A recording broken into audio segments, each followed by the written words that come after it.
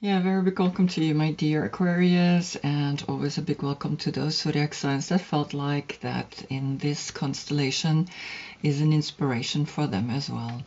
I always do the reading exactly on the day the moon is in your sign, so I can like tap into the subconscious and get the information. That means when I look at the moon, I see Aquarius constellation behind it.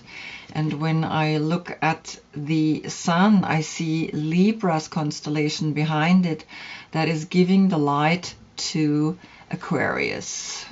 That means preciseness, exactness, harmony is giving a light to the moon, to the subconscious, so that you can look deeper within what it is that you want to clear this month. And so hopefully this message will help you to just do that.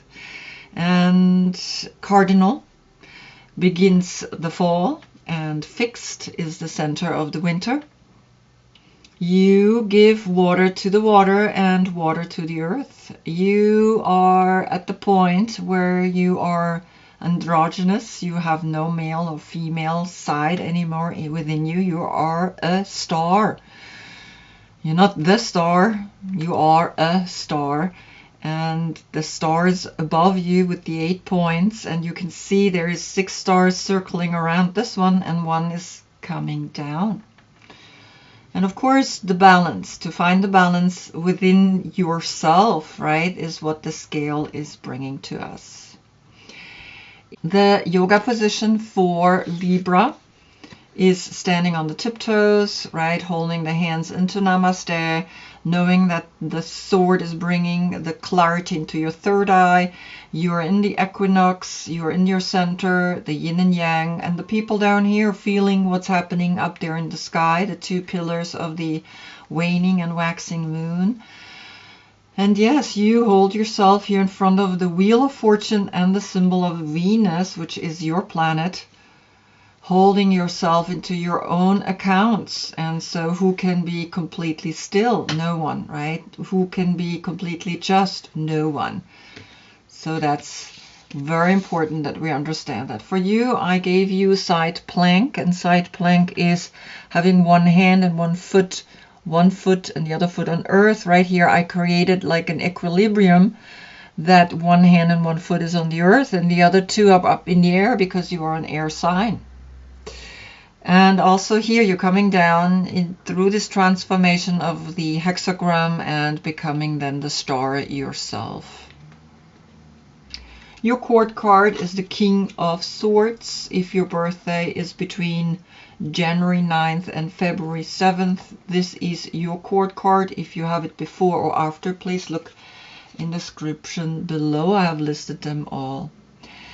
So the last reading, where the sun was in Virgo, we have know that you'll awake again and again to Earth's rhythm. You're twice the Fool, one with a white dog and one with a black dog, and the Earth right in the center as that reminder that the Earth that is spinning to the left, 25,800 years cycle, that's then divided through 12, gives an age. So we are in the age of Pisces going into the age of Aquarius.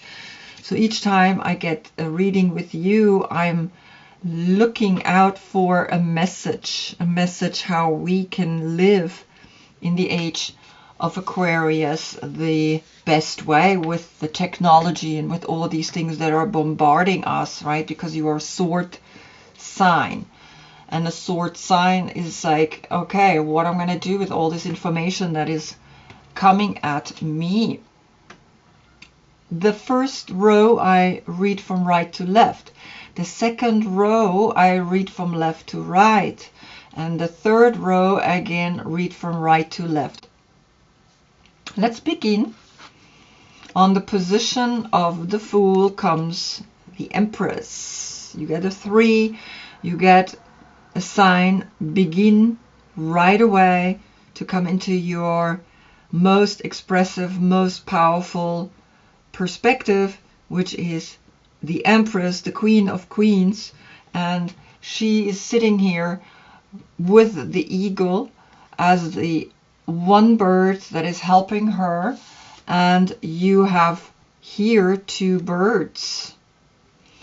And this bird is not really a bird. I mean, it's a symbol, right? People use it as that highest consciousness that we can achieve, particularly in the shamanism. The eagle is the highest consciousness that we can reach. And so she holds that. She wears green gloves, which I find very interesting. It's very interesting how her fingers here almost become like a claw, right? Like an eagle. I'm not human. I am an eagle. I am someone that understands right away how to bring the duality together so that I can create the next generation, that I can give birth to it. In her dress, she has 3 rings circling into each other, a sign of power that is speaking directly to you. On the position of the magician comes the rainbow, the number 41, and the rainbow bird. You got another bird, you see that? And the rainbow is giving you the power to go and transcend through all stages of the path that we take, from the first chakra to the 2nd, 3rd, 4th, 5th, 6th, 7th, and 8th chakra. Of course, almost until the 9, right? The 9 is then the completion, and then we have again another 1 with the 0, which is then a 10. So this bird is flying at you. It's almost saying, I'm coming from the future at you. I am wanting to tell you something. I'm wanting to let you know that, yeah, you have 2 birds now. Here one as a symbol, and here a macaw flying at you at speed. And the message of the rainbow is that the invitation of the rainbow is saying, the rainbow tells you that the end of the storm is near. And remember that it is darkest just before the dawn. Do not give up hope. Things are about to take a positive turn. All right, so there is something coming at you, letting you know, hey, have a look.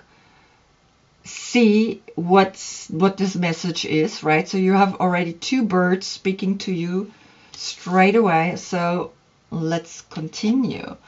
Then on the position of the priestess, the high priestess, comes the Knight of Pentacles, a Virgo. And the Knight of Pentacles is called the Lord of the Wild and Fertile Land. He's actually coming at you from the future, right? Of course, if I put him now in this direction, then it's like he's going the small cycle, the 365 days divided through the 12 zodiac signs creates the month and creates your zodiac signs that you're born in. But here it's like there is something very strong coming at you from the future. Something is saying, hey, yeah, have a look at what message, urgent message wants to come to you, an important message wants to come to you, because the high priestess is always that understanding that the black and white is duality, is the ego choosing to be right or to be perfect and to be also doing whatever it wants to do. But in the center, it's where the work is. And so the high priestess is letting you know, you got to continue the work. Because that's what Virgo does. Virgo is working on itself spiritually. But here, of course, as the court card, it's quite running after the money. It's almost like it's wanting to chase this bird, and this bird is like leaving this card, and it's literally saying, get me out of here, I need to fly away. And it's almost like seeking refugee in your card. It's almost like something here in this black and white situation, like a psychedelic situation, is kind of like shooting forward at you, and you're like, okay, what's happening here? Then on the position of the Empress, which is of course on the position of the Fool, comes the Hermit. And the Hermit is Virgo, and so here we have a paradox. The court card of Virgo is looking from left to right, and of course the Major Arcana is looking from right to left. So we see that the Empress is giving you a state of consciousness that's saying, hey, you gotta go deep within. That's where you can escape this situation. You gotta go deep within and again turn your back around and come into your power, because the Empress here on the position of 0 is looking at you and saying, you see what's happening here? You gotta awaken. You gotta awaken to all the things that this consciousness can experience. And it's a lot what we can experience. I mean, it's a lot where we have evolved into, and that we even can speak about a higher consciousness is still killing each other, still going to war, and still doing things that are, in my eyes, just like nothing to do with a higher consciousness. But that's why Virgo is coming and saying, have a deeper look. Look into the lantern. That's where the 6-pointed star is in, which is the sun, the hexagram, the triangle pointing down, the triangle pointing up, and giving you power. Giving you power over the two major dualities, which is male and female, black and white, yes and no. All these things, right, that we think we want and we need. Now, on the position of the Wheel of Fortune comes this card. It's the Art of Seduction, the number 14, which is then a 5. And interestingly enough is that here the 41, it's the reverse of 14, so it is a 5-5 portal framing the Hermit. And the Art of Seduction is almost saying a lot of things can seduce us. A lot of things can, like this snake, give us pleasure. But the pleasure is, in the end, quite small. The way he touches this little rosebud, it's almost like that's all he can give her. And she's holding on to him. She's giving him her little rose, her newest idea, her newest creation. She has the white flower on her head, but she's not even realizing that the white flower on her head is that enlightenment that she's holding herself, within herself. And I always see the symbol or the constellation of Scorpio in this dress. But what really disturbs me is this like one finger here in the rose. And interesting enough, it's like very strange, right? Because you see the claws here, the green claws, and now there is one finger here. And it's just almost like there is something that's saying, okay, something is not quite clear here. So I'm going to look a little deeper into this.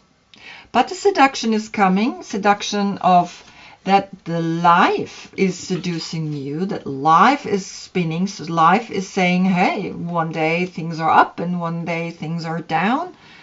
And here we are looking at the movement, because on the position of the Libra energy is the 5 of Cups, which is Mars in Scorpio. And Libra, the clarity, the empowerment that Libra likes is almost getting lost and drowned in these tears. Because this is the card of sorrow, and it's of course again a 5. So we have a 5, 5, 5 portal, 3 times 5. Understand and realize that some things are always going to be difficult. If you attach yourself to another human being, you will automatically have a certain sorrow, a certain sadness, a certain test coming at you, because the water is not flowing here. It's not, right? And the next card is then the Tower. And here we have the animal spirit beaver coming to you. And the beaver is something that builds a home, but also like a lot of water can push the house that he built in the water, push it down the river, right? And the beaver energy is speaking about loyalty. The beaver is very loyal, hard worker, loyal, tireless, and the family first. And it's the happy, meaningful work that is important to him, that makes him a stability. And so there is, I think for you now, if you put yourself into work, you will forget that something has happened to you, that you fell off a tower, that you fell off, that you, I mean, this is Mars, right? Mars is that warrior planet that is literally cutting off our ego through situations that we cannot predict, that we don't even understand how come that certain things happen the way they happen. And here is a situation that I feel like she might not be as fulfilled and as happy, and he's not able to give her what she needs or what she wants, and no one can give it to you except you give that to yourself. So keep working on yourself, keep working on what it is that you see within yourself as a precise, as a harmony. Create the harmony within you, so that then this tower, this crashing down of energies is liberating you, is helping you to do whatever it is you need to be doing.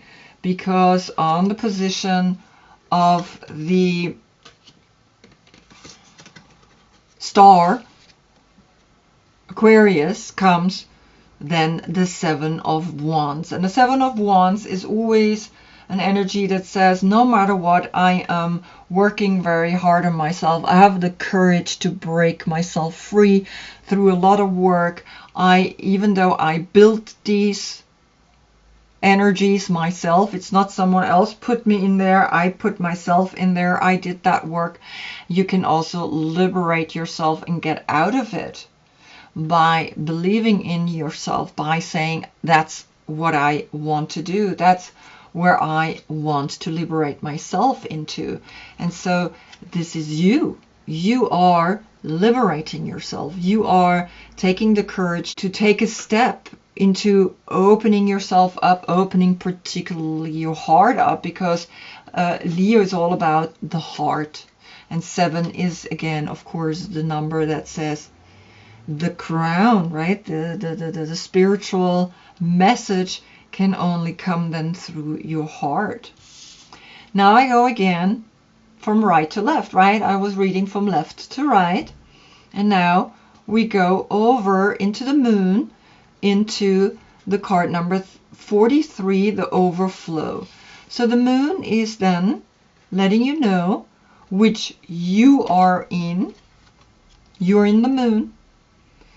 And the age of Aquarius, right, in the moon, is kind of letting you know, okay, now something is shifting, because the moon is highlighting the fact that you want to come out of this water. Even though it says overflow, overwhelm, and plenty, sometimes overwhelm and plenty can do something to us, right? When we overwhelmed by the things that we have, by the things that we can do, by the things that we can gain, And when we break ourselves open, the way you break yourself open here, it's almost like overwhelmingly open.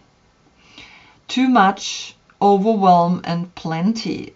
So many good things are headed your way or are already occurring in your life right now, yet you may be thinking that they're not possible or you're not worthy of them. Because you just break yourself free out of a state of consciousness that now needs to establish the new state of consciousness. And the overflow is always that, am I worthy of all of this? And sometimes then we sabotage this overflow that the moon is bringing to you and that you are in right now. So the message is very clear to you. Get used to this. Get used to this state. It's meant to be there because, which is really interesting now, on the position of the sun comes the moon. So the sun is highlighting the moon, and the moon has no light in itself, and that's maybe sometimes why you think that you're not worthy of that, or that you think, okay, look at the moon, how the moon is hiding behind her hair, and the moon needs the sun, and the sun is in the moon. I mean, it's an oxymoron happening right here. And the cycles of the moon, that's what I'm using. I'm using the cycles of the moon so that I can feel the energy of the moon in my subconscious, so that I can actually read these cards and give you a message. Now here we have a 7-7 portal, and you have 3 times 777 portal,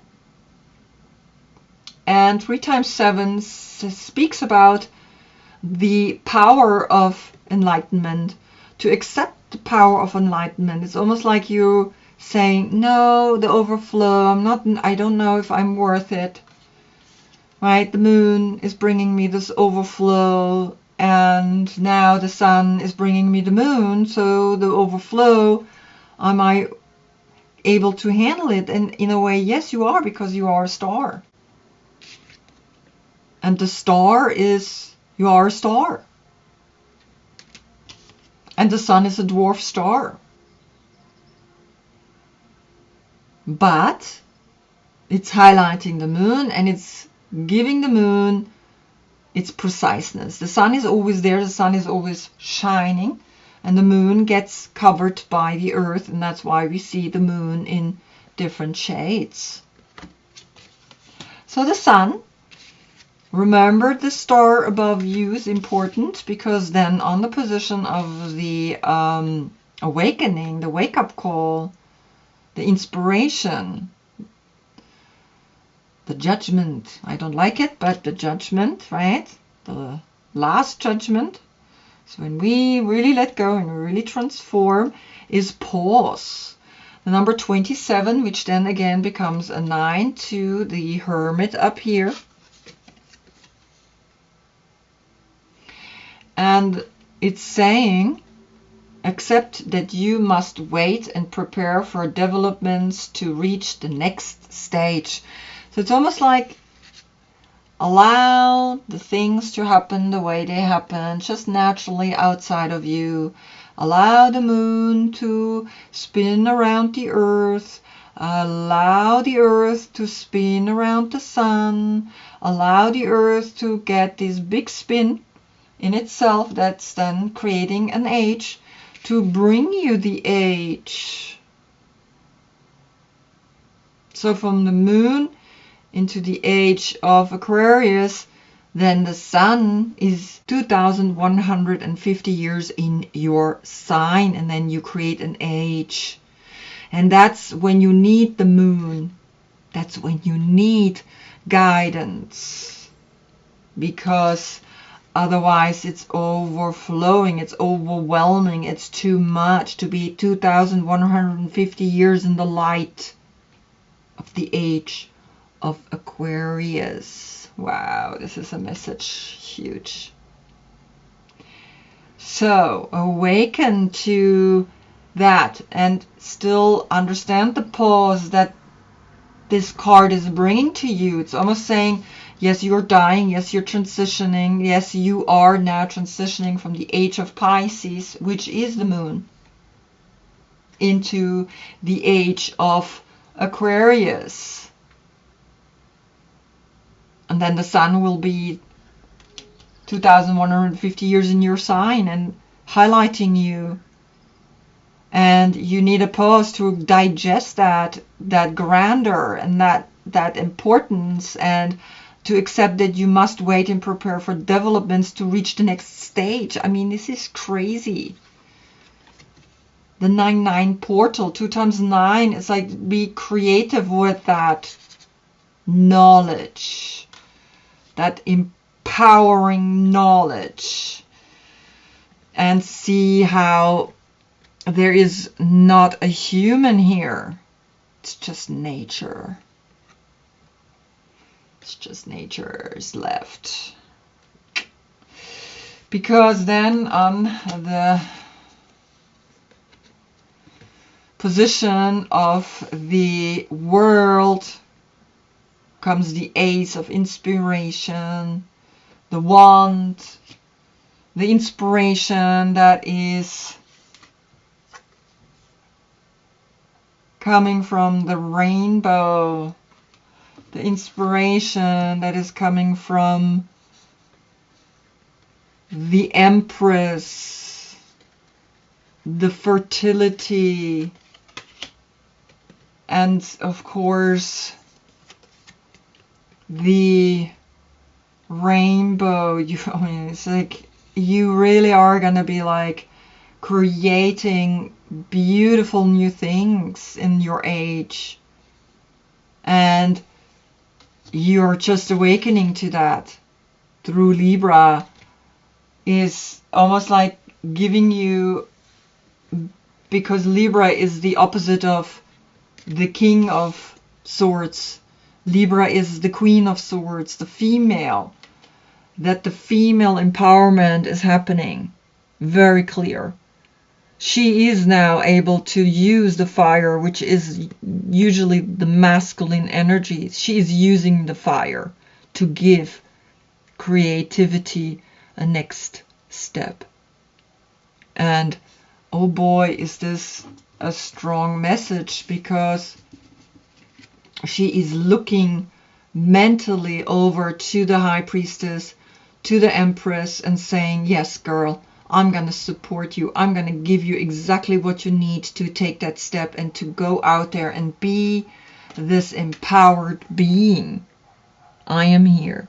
The Ace of Swords, the creative spark, the sexual spark, however you want to call it, it doesn't matter. It's like, bam, because the world is a 3. And the 3 of the world is looking into the 3 of the Empress. And she's looking down and she's like, we got you, don't you worry. We help you. This is why you have the ego. We're going to help you. And this is why you have this bird coming at you as well. We help you spiritually, right? To not get sucked in these kind of petty little games, like with the male consciousness. You don't need that, right? You want not something like this. You don't want that kind of sadness anymore, because I mean, this is Mars in Scorpio, so the next month is speaking to you. There's a cleaning up, and of course the beaver, the work that he does, and the real opening here with the 7 of Wands. The 7 of Wands, that's saying I'm gonna be creative, because that's Mars in Leo, and you're gonna counterpart Mars in Scorpio through Mars in Leo. You got the help, you got everything you need, and of course you got the understanding that there is something really huge happening in your life, and that this creative spark is going to help you. It's going to help you big time to transition. So I hope I see you in the next reading, because then we will look into this, right, Scorpio, and see what Scorpio is then gonna let you know, like what you're gonna let go, right? What is the transformation there?